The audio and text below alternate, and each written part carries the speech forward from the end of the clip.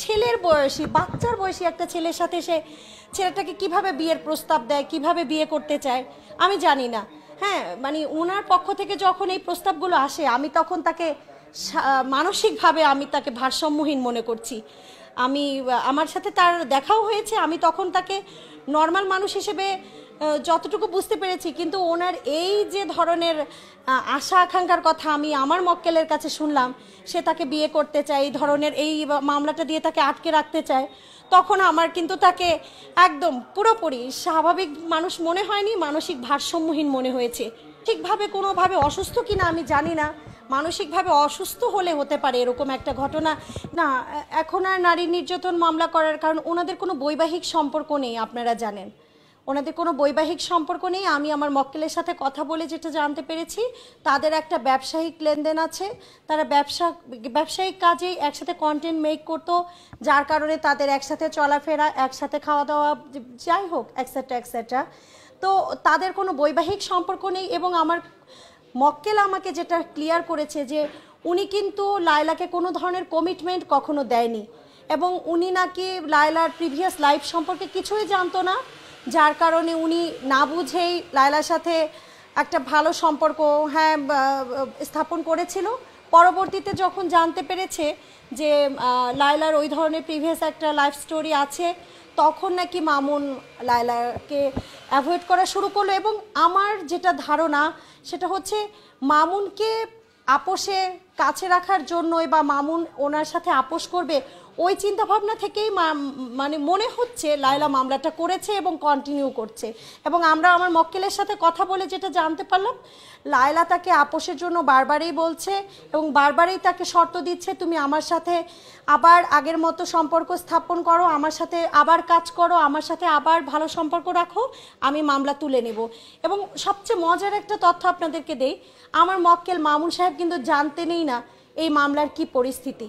তিনি কখনোই আদালতে হাজির হননি, কারণ কি লায়লা তাকে বলেছে তিনি মামলাটি তুলে নিয়েছেন এবং বলেছেন যখন আমাদের আপোষ হয়ে গেছে মামলাটি তুলে নিয়েছি, কিন্তু সম্পূর্ণ মিথ্যা একটা কথা তখন বলেছে। আসলে মামলাটি তুলে নেয়নি, উনি কিন্তু হাজির হয়েছে আদালতে, যেটা মামুন সাহেব জানতেন না। তো উনি জানার পরে গ্রেপ্তারি পরোয়ানা যখন ইস্যু হলো তখন উনি মামলাটি সম্পর্কে জানতে পারে। মামলাটি এখন বিচারাধীন আছে। আমরা মামুন সাহেবকে উপস্থিত করেছিলাম আদালতে, আমরা ওনার ডিফেন্স কেস উপস্থাপন করেছি। আদালত সন্তুষ্ট হয়ে মামুন সাহেবের মামলাটা ওনাকে জামিনে মঞ্জুর করেছেন। যদি খুবই আইনগতভাবে বলতে হয় তাহলে বলবো মামলাটি একদম মিথ্যা, বানোয়াট, কাল্পনিক, কল্পকাহিনী সাজিয়ে মামলাটা করা হয়েছে। যেটা হয়েছে সেটাকে অতিরঞ্জিত করে বলা হয়েছে, যা হয়নি তাও বলা হয়েছে।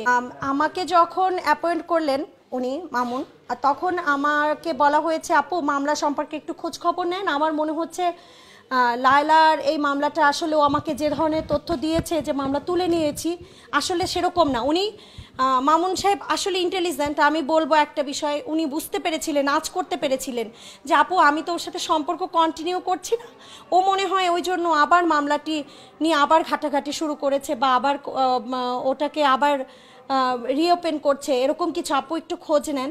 তো আমি খোঁজ নিয়ে যখন একদম খোঁজ নিলাম, একদম ধার প্রান্তে খোঁজে নিলাম, একদম শেষ দিন আমি জানতে পারলাম যে ওয়ারেন্ট ইস্যু হয়েছে, এবং আপনারাও বিভিন্ন চ্যানেলে নিউজ ফিডে দেখেছেন। তারপর আমরা তাকে জামিন করেছি। আমার কাছে ওই মামলার কাগজের সাথে ফিরিস্তি আকারে মেডিকেল সার্টিফিকেটটা দেয়া আছে। হ্যাঁ, আপনারা চাইলে আপনারাও নিতে পারবেন, দেখতে পারবেন। সেখানে দেয়া আছে 0 pain 10 mg and Sergel 20 mg, মাত্র দুটো ওষুধ। মাত্র দুটো ওষুধে কী প্রমাণ হয় বলেন তো?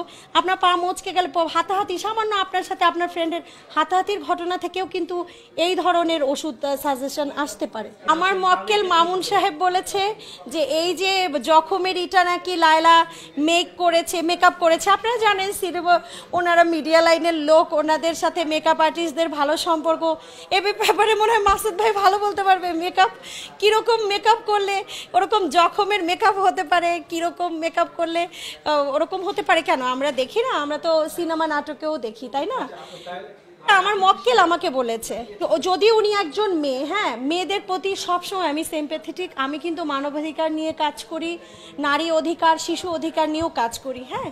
তো মেয়েদের প্রতি আমি সম্পূর্ণভাবে একটু একপাক্ষিক বলতে পারেন। তারপরেও আপনার প্রশ্ন আসতে পারে, কেন একজন মেয়ের বিপক্ষে গিয়ে আপনি মামুনের পক্ষে কেন মামলা নড়ছেন? আপনার প্রশ্নটা আমিই করে দিলাম। সেটা হচ্ছে কি জানেন, আমি না মামুন সাহেবের ফ্যামিলি, মামুন সাহেব সম্পর্কে সব কিছু যখন জানতে পেরেছি, আমার ওনার জন্য সত্যি করুণা হলো, একদম আমার করুণা হলো।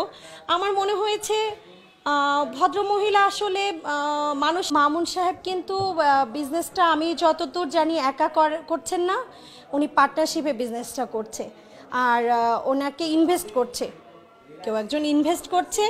এখন আমি অনুমতি না পেলে তো আর বলতে পারি না, ওনারা পার্টনারশিপে বিজনেস করছে, এটা আমি জানি। আসলে কন্টেন্ট ক্রিয়েট করলে অ্যাকচুয়ালি কীরকম ইনকাম হয় সত্যি বলতে আমি সেটা জানি না, যেহেতু আমি এই প্রফেশনটার সাথে কোনোভাবেও জড়িত না। আমি জানি না যে কন্টেন্ট ক্রিয়েট করলে কী ধরনের ইনকাম হয়। তবে আমি শুনেছি ওনার এই বিজনেসটা উনি একজনের সাথে পার্টনারশিপে দিয়েছে, মাসুদ খানের সাথে পার্টনারশিপে বিজনেসটা আছে, সেটাই শুনেছি। আমার মক্কেল আমাকে তাই বলেছে।